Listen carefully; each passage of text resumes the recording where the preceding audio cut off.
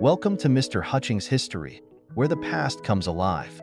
Let's dive into today's story. Hey everyone, ready for a history lesson you might not have gotten the full scoop on back in school? Oh, sounds intriguing. Today we're taking a deep dive into one of Martin Luther King Jr.'s final projects before his assassination. It's called the Poor People's Campaign, and it's a fascinating story because it wasn't just about civil rights anymore. Is that right? King was taking on economic justice for all Americans. Are you with me? Yeah, definitely. Good, because this gets really interesting. Okay. We're talking about a plan to build a whole tent city right on the National Mall in Washington, D.C. Right. And the reactions, even from his allies, were all over the place. I bet. Our source material today is from a podcast called Mr. Hutchings History.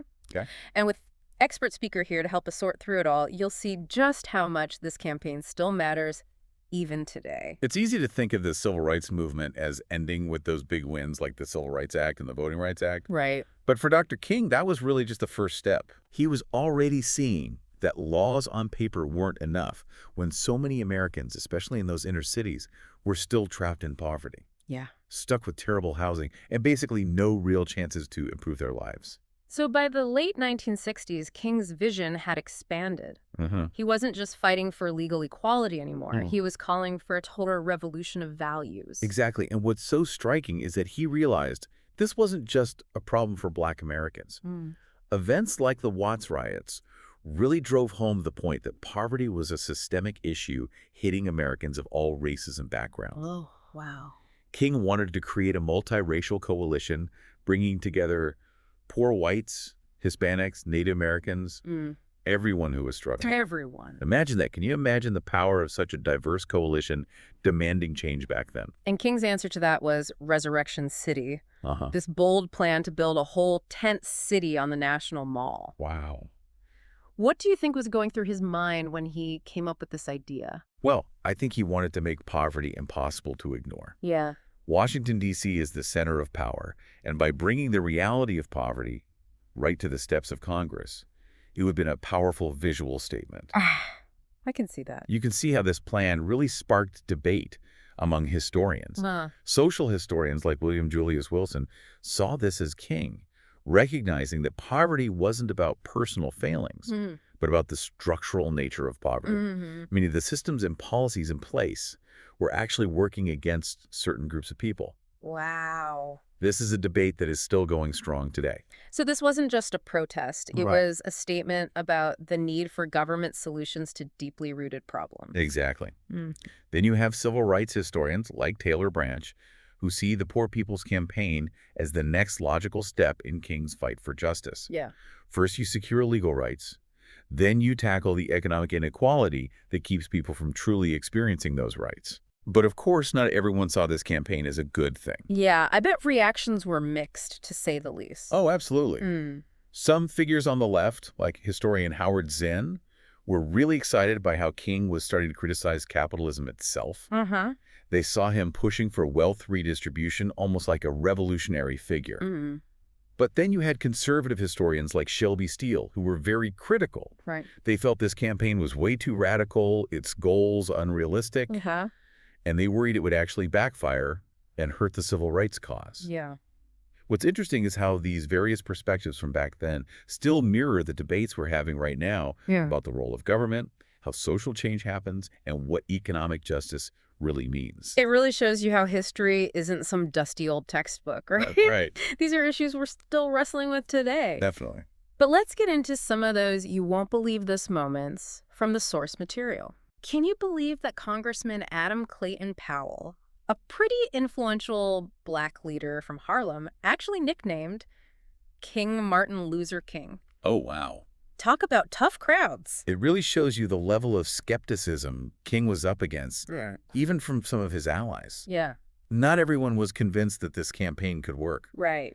And even some of King's close friends and colleagues were having doubts, which makes you think about the kind of pressure he must have been under to push forward with such a big and ambitious plan. Yeah, and remember, this is 1968.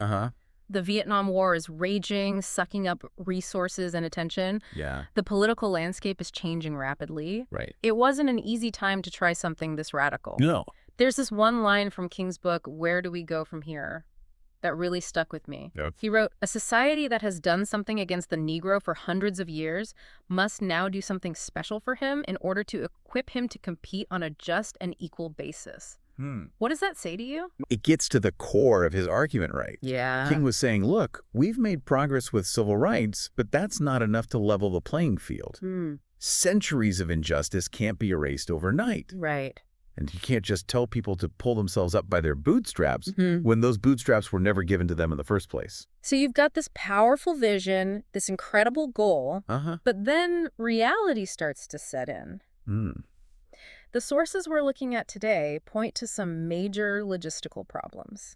The Southern Christian Leadership Conference, the SCLC, simply didn't have the resources or the organizational structure to pull off something this massive. I see. I mean, think about it, building a whole tent city, coordinating with all these different groups, keeping everyone fed and sheltered. It was a huge undertaking. Yeah. And they were already stretched thin. Right. Plus, there wasn't a totally clear and unified plan. There were disagreements within the SCLC itself about how to actually move forward.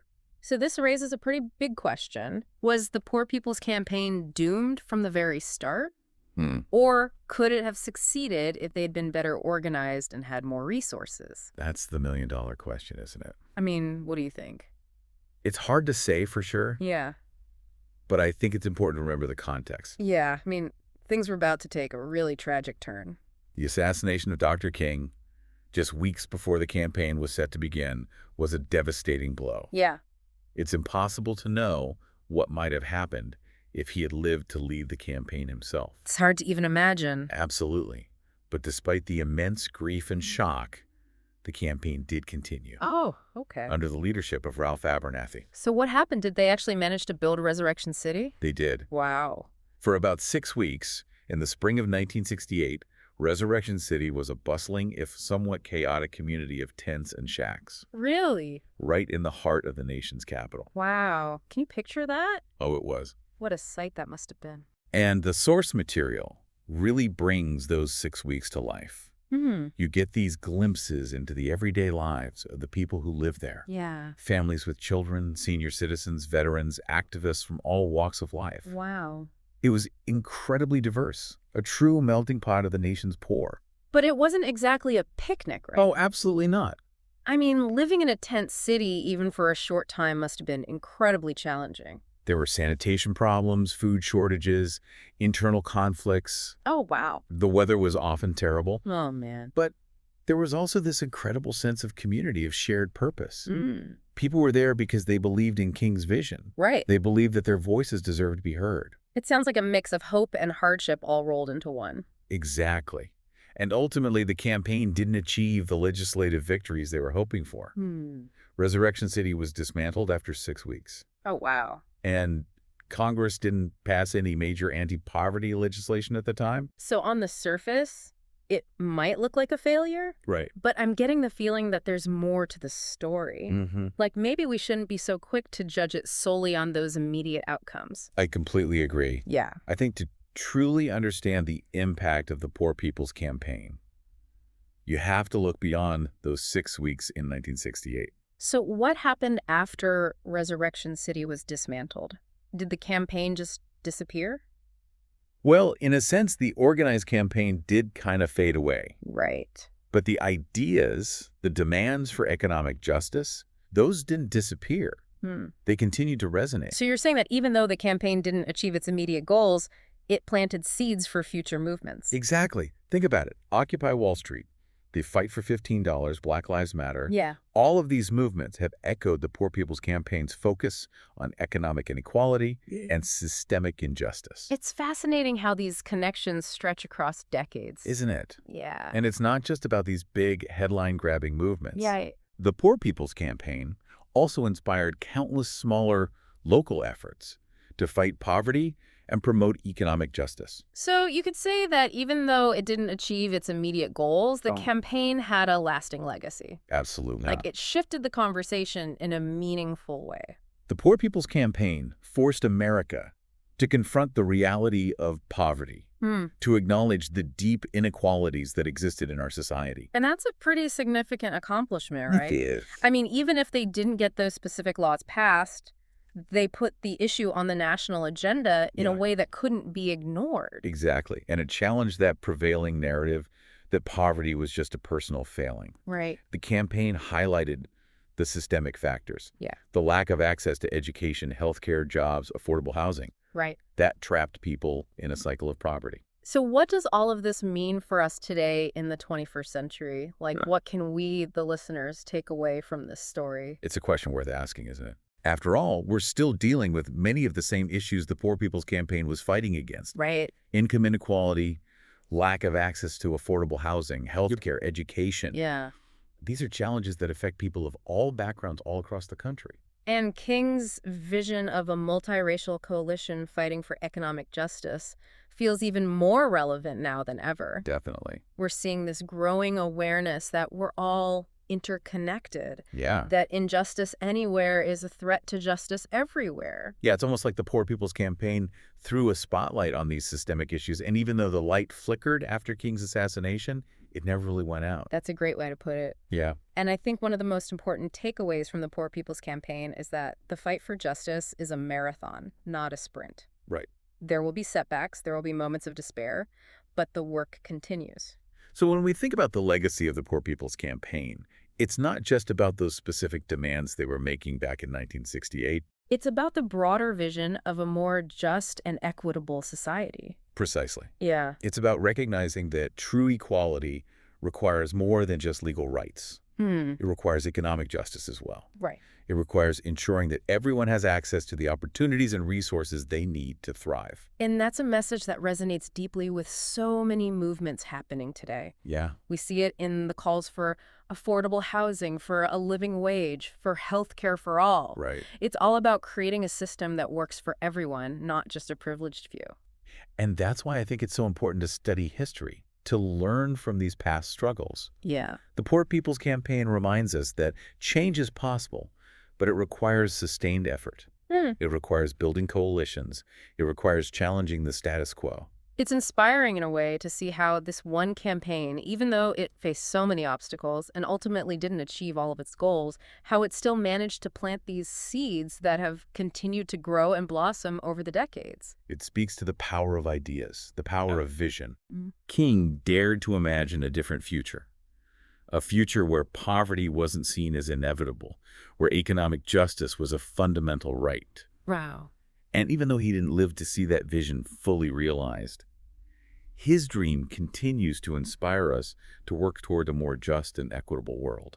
So as we wrap up this deep dive into the Poor People's Campaign, I want to leave you, the listener, with a few questions to ponder. How do you see the connections between this historical campaign and the movements for social and economic justice happening today? What lessons can we learn from the successes and the challenges of the Poor People's Campaign? And most importantly, what role can each of us play in carrying forward King's vision of a more just and equitable society?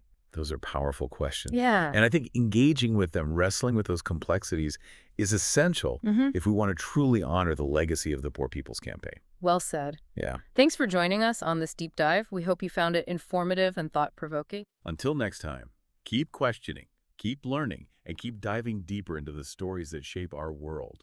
Thanks for listening to Mr. Hutchings History. Keep exploring, and we'll see you next time.